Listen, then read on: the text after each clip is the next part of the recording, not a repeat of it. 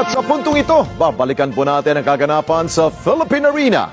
Dahil organisado at masaya ang ginagawa pong campaign rally dyan ng Team Marcoleta. Kunin natin ang live report.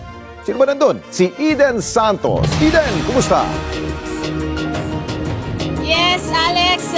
Good evening sa inyo dyan sa studio. Naku, ibang level ng campaign rally ang ipinakita ng Team Dante Marcoleta ngayong gabi. Libo-libong mga kababayan natin ang dumagsa dito sa Philippine Arena, pero nananatiling maayos, organisado at disiplinado itong isinasagawang meeting de avance ng Team Dante Marcoleta, at ang Philippine Arena pinaingay ng kanyang mga taga-suporta.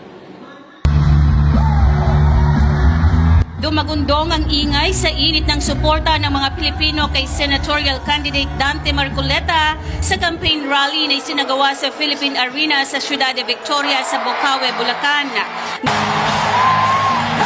Nagmula pa sa iba't ibang lugar sa Metro Manila at ilang karatig na probinsya ang mga Pilipinong pumuno sa pinakamalaking indoor arena sa buong mundo.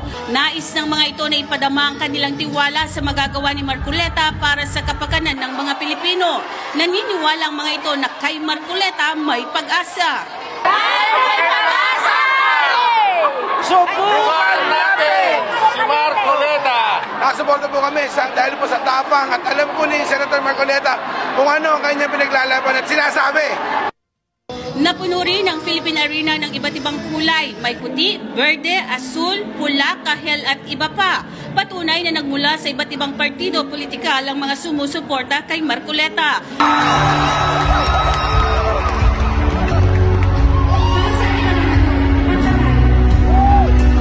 Nagsilbing main host ng campaign rally si Binibining Pilipinas Intercontinental 2019 at host ng kada umaga ng NET25 na si Miss Emma Tiglao. Bago naman ang pinaka-highlight ng campaign rally ng Team Dante Marcoleta ay nag-enjoy ang lahat nang dumalo sa masaya at exciting na performances. Kabilang sa mga nag-perform ang sikat na rapper-songwriter na si Aiki,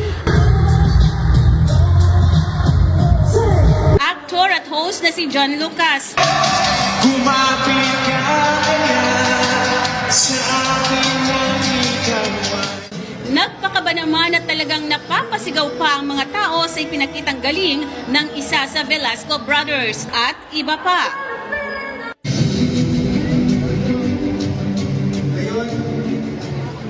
Alex, sa ginagawang meeting de avance ngayon pa lamang ay kita na umano ang pulso ng masa ayon kay Sagip Party List President Paulo Marcoleta, anak ni Senatorial Dante Marcoleta.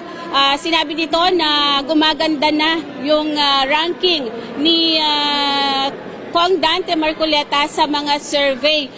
Pasok na ito sa tinatawag na safe zone o yung safe ranking. Kanina ay natapos lamang na magsalita dito sa entablado ang bunsong anak ni dating Pangulong Rodrigo Roa Duterte na si Kitty Duterte, kung saan ay hiniling nito sa mga Pilipino ang suporta kay Kong Dante Marcoleta. At sa mga oras naman na ito ay kasalukuyang nagsasalita sa entablado ang kanyang ina na si Hanilet Abansenya na humihiling din ng suporta mula sa mga Pilipino para kay Kong Dante Marcoleta sa napipinto na lalapit ilang araw na lamang, ilang tulog na lamang ay boboto na ang lahat ng Pilipino sa 2025 midterm elections. Alex? Okay, maraming salamat sa iyo, Eden Santos.